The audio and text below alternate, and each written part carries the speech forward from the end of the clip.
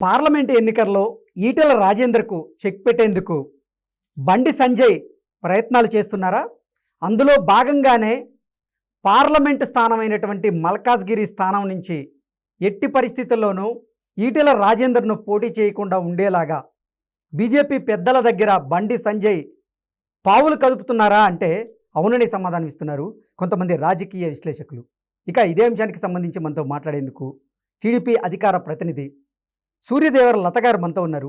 మేడంతో మాట్లాడదాం. మేడం నమస్తే అండి. నమస్తే మేడం, రానున్న ఎన్నికల్లో అంటే ఇక్కడ పార్లమెంట్ ఎన్నికలు జరగబోతున్న నేపథ్యంలో పార్లమెంట్ ఎన్నికల్లో ఈటెల రాజేందర్ గారికి చెక్ పెట్టేందుకు బండి సంజయ్ ప్రయత్నాలు చేస్తున్నారని, అందులో భాగంగానే ఈటెల రాజేందర్ గారు పార్లమెంటు స్థానమైనటువంటి మల్కాజ్గిరి నుంచి పోటీ చేసే యోచనలో ఉన్నారని, కానీ ఆయన్ని ఎట్టి పరిస్థితుల్లో పోటీ చేయించకుండా ఉండేలాగా బండి సంజయ్ వ్యూహాలు రచిస్తూ బీజేపీ పెద్దల దగ్గర పావులు కదుపుతున్నారు అంటూ కూడా ఒక వార్త ఇప్పుడు సోషల్ మీడియాలో చక్కర్లు కొడుతూ ఉంది. ఏంటి ఆ వార్తల్లో వాస్తవం ఉందంటారు?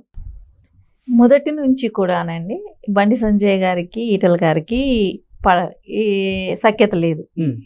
సో అది కాకుండా ఆయన ఈ సీటు అడుగుతున్నాడు కానీ అది యాక్చువల్లీ ఫస్ట్ నుంచి కూడా తెలుగుదేశం కంచుకోట లాంటి ప్లేస్ అండి. మల్కాజ్గిరి అనేది ఓట్ బ్యాంక్ బాగా ఉండేది తెలుగుదేశంకి. సో ఆ తెలుగుదేశం ఓటర్స్ ఎవరిని డిసైడ్ చేస్తే వాళ్ళకి డిసైడ్ అవుతారు. గెలుపు గురాలు ఉంటుంది, వాళ్ళకే ఉంటుంది, ఆస్కారం ఉంటుంది. ఇప్పుడు వీళ్ళు అడుగుతున్నారు అని అన్నంత మాత్రాన దానిలో కాంపిటీషన్ బండి సంజయ్ గారు ఆయన అడుగుతూ మళ్ళా పక్కన ఇంకా కొంతమందిని జాయిన్ చేస్తూ సో దానికి బాగా పోటీ పెంచేశాడండి దానికి. ఇప్పుడు దగ్గర నేను అనుకుంటాను బీజేపీ వాళ్ళే ఒక 6 దాకా అడుగుతున్నట్టున్నారు. సో 6లో మళ్ళీ ఈటెల గారికి అంటే ఈయన క్యాపబిలిటీ ఉంది. ఈయన ఏం ఉద్దేశించి వెళ్ళాడు? ఈటెల గారు నాకు మంచి స్థానం బీఆర్ఎస్ కన్నా ఇక్కడ ఇంపార్టెంట్ వస్తుందనే ఆలోచనతో వెళ్ళాడు ఎక్కడికి. కానీ అది ఎప్పటి నుంచి కూడా బీజేపీలో పాతుకుపోయి ఉన్నారు బండి సంజయ్ గారు. సో ఆయన్ని కాదని ఈటెల గారికి సముచిత స్థానం దొరుకుతుందని అనుకోవటం కూడా కష్టమే అవుతుంది. ఎందుకంటే వాళ్ళది ఫస్ట్ నుంచి ఆర్ఎస్ఎస్ బ్యాక్గ్రౌండ్ నుంచి వచ్చిన వాళ్ళు కాబట్టి వాళ్ళు సో వాళ్ళకే ఇంపార్టెన్స్ ఉంటుంది. ఈటెల గారికి సంతోష పెట్టడానికి ఏం చేస్తారో బీజేపీ పెద్దలు అది ఆలోచించుకోవాల్సిన విషయమే అవుతుంది. అసలు బండి సంజయ్కి ఈ అధ్యక్ష పదవి పోవడానికి కారణం ఈటెల రాజేంద్ర అని బండి సంజయ్ భావిస్తున్నారని, అందులో భాగంగానే ఈరోజు అసలు ఈటెల రాజేంద్ర గారితో కొన్ని విభేదాలు ఉన్నాయి బండి సంజయ్కి. ఈ విభేదాల నేపథ్యంలోనే మల్కాజ్గిరి సీట్ ఆశిస్తున్నటువంటి ఈటెల రాజేంద్ర గారికి ఆ స్థానం ఎట్టి పరిస్థితుల్లో దక్కకుండా చేయాలని బండి సంజయ్ కొన్ని పావులు కదుపుతున్నారని, ఆయన అనుచర వర్గమైనటువంటి కొంతమందిని అక్కడ పోటీ చేయించే యోచనలో కూడా ఆయన ఉన్నాడని, అదే విషయాన్ని అధిష్టానం దృష్టికి తీసుకువెళ్ళాడని, అధిష్టానం కూడా సానుకూలంగా ఉంది అంటూ కూడా కొన్ని వార్తలు వస్తున్న నేపథ్యంలో ఏంటి మేడం, నిజంగా పార్లమెంట్ ఎన్నికల్లో ఈటెల రాజేంద్ర గారికి బండి సంజయ్ చెక్ పెట్టబోతున్నాడా అంటే ఏం చెప్తారు? పెట్టినా ఆశ్చర్యపోవాల్సిన విషయం ఏం లేదండి. ఇక్కడ ఇంపార్టెన్స్ ఎవరికి వస్తుంది? ఈటెల గారు ఎక్కడి నుంచి వెళ్ళారు? బీఆర్ఎస్ నుంచి వెళ్ళారు. సో ఫ్రమ్ ద బిగినింగ్ నుంచి బండి సంజయ్ ఎక్కడ ఉన్నాడు? బీజేపీలో ఉన్నాడు. సో ఆయనకే ఇంపార్టెన్స్ వస్తుంది, ఆయన చెప్పిందే జరుగుతుంది. సో ఇప్పుడు ఈయనకి వేరే సీట్ ఎక్కడైనా ఆశించి వెళ్ళటమా లేకుండా ఉంటే పార్టీ మారటమా, ఆయనకి ఇంకా వేరే పార్టీలు ఎక్కడ సీట్ ఇస్తాయని వాళ్ళకి ఆయనకి ఒక హామీ వేరే పార్టీల నుంచి రావటమా, ఇలాంటిది ఏదో ఒకటి జరుగుతుందే కానీ ఆ ఇంపార్టెన్స్ అయితే బీజేపీ కంపల్సరీగా బండి సంజయ్ గారికే ఇస్తుంది. ఎందుకంటే ఆయన ఆ పార్టీలో ఫస్ట్ నుంచి పాతుకుపోయినాడు. సో ఆల్రెడీ తెలంగాణకి రాష్ట్ర అధ్యక్షులుగా చేశారు. ఆయన వర్గానికి ఆయన చేసుకోవాలనుకునేదే ఆయనే సాధించుకుంటాడేమో కానీ ఈటెల గారిని అవసరానికి వాడుకున్న కరివేపాకులాగా తీసి పడేసినా కూడా ఆశ్చర్యపోవాల్సిన అవసరం ఏమీ లేదు.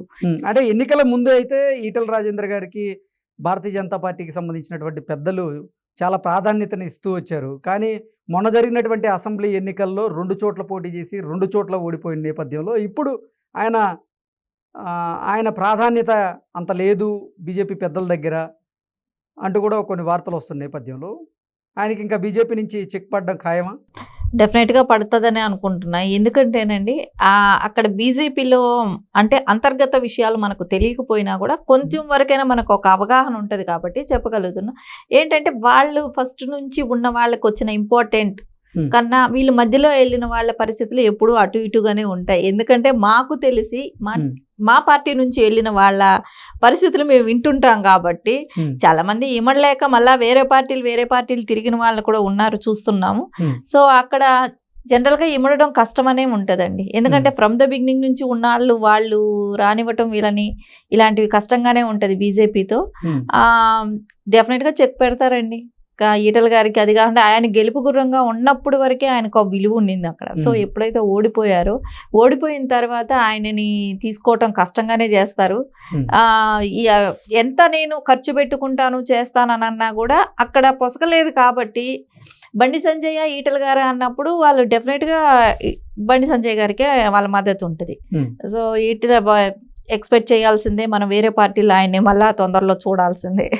ఓకే, అంటే రానున్న ఎన్నికల్లో అసలు ఆంధ్రప్రదేశ్లో టీడీపీ జనసేనతో పాటుగా భారతీయ జనతా పార్టీ కూడా పొత్తు పెట్టుకోబోతుంది అంటూ కూడా కొన్ని వార్తలు వస్తున్నాయి. ఆ దిశగా అడుగులు పడుతున్నప్పటికీ ఒకవేళ కనుక పొత్తు పెట్టుకుంటే ఇక్కడ మీరు చెప్పినట్లుగా మల్కాజిగిరి పార్లమెంటు స్థానంలో ఎక్కువగా టీడీపీకి సంబంధించినటువంటి కార్యకర్తలు ఉన్నారు కాబట్టి ఇక్కడ గెలిచి తీరుతాం అని ఇప్పుడు బీజేపీ నేతలు అదే స్థానంలో పోటీ చేయడానికి సిద్ధంగా ఉన్నారు. వాళ్ళు బండి సంజయ్ గారికి సంబంధించినటువంటి అనుచరులు కొంతమంది అయితే, కొంతమంది అసలు బీజేపీ బడా నేతలు కొంతమంది ఉన్నారని, వాళ్ళలో ఇప్పుడు ఈటల రాజేంద్ర గారు కూడా ఉన్నారు అంటూ వస్తున్న నేపథ్యంలో అసలు రాజేంద్ర గారికి ఆ స్థానం ఇచ్చే అవకాశం లేదంటారు. అయితే వీళ్ళందరూ పోటీ పట్టడానికి రీజన్ అయితే తెలుగుదేశం ఓట్ బ్యాంక్ బాగుంది. ఎప్పుడు కూడా మొన్న రేవంత్ రెడ్డి గారు కూడా ఓపెన్గా చెప్పారు, ఆయన గెలిచినప్పుడు కూడా తెలుగుదేశం ఓట్ బ్యాంక్ నాకు సపోర్ట్ చేసిందనే చెప్పారు. సో అదేలాగా రేపు పొద్దున ఎవరు నిలబడ్డా కూడా తెలుగుదేశం అనేది కంపల్సరీ అక్కడ సపోర్టింగ్ అవసరం ఉంటుంది. అది అవసరం ఉన్నా కూడా మేము ఎవరికి చేస్తాం, ఒకవేళ మద్దతు బాబు గారితో వాళ్ళు కలిసి బీజేపీ కూడా కూటమిలో ఉంటే బాబు గారు ఆదేశం ఏవి ఉంటే దాన్ని మేము పాటిస్తాం. ఆయన ఇప్పుడు మనం ఈ పార్టీకి సపోర్ట్ చేస్తున్నాం మీరు చేయాలి అని అన్నప్పుడు మేము డెఫినెట్గా మా అధిష్టానం మాకు బాబు గారు ఏ డెసిషన్ ఇస్తే మీరు ఈ రూట్లో పని చేయండి అని చెప్తే ఇక్కడ క్యాడర్ అదే పని చేస్తుంది. అక్కడ లోకల్లో ఉన్న వాళ్ళైనా కానీ మల్కాజ్గిరి పార్లమెంట్లో ఉన్న క్యాడర్ కానివ్వండి, అక్కడ అధ్యక్షులు ఉంటారు, వాళ్ళు అందరూ కూడా బాబు గారు ఆదేశాన్ని వాళ్ళు ఫాలో అవుతారండి.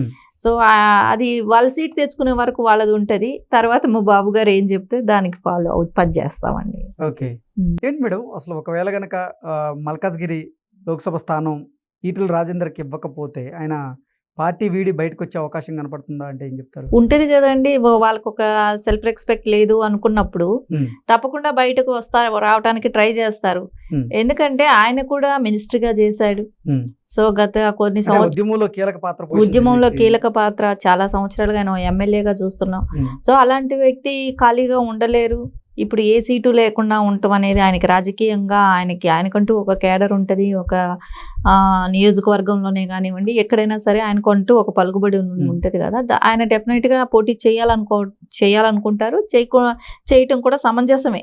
కాకపోతే ఆయనకి అడిగిన స్థానంలో ఆయనకి ఇస్తారా ఇవ్వరా అనేది, ఆయన సర్వీసెస్ యూజ్ చేసుకుంటారా లేదా, సో నాకు గౌరవం సరైన గౌరవం దొరకలేదు ఇక్కడ, సో నేను ఎందుకు ఉండాలి ఇక్కడ, నేను ఎందుకు ఇక్కడ ఈ పార్టీకి నేను ఒబేగా ఉండాలి, నేను వేరే పార్టీకి వెళ్ళిపోతాను, నాకు వేరే పార్టీ ఆశ చూపుతుంది, వేరే పార్టీలో నాకు సీట్ ఇస్తారు అలా అనుకున్నప్పుడు డెఫినెట్గా ఆయన వెళ్ళిపోతారు కదండి.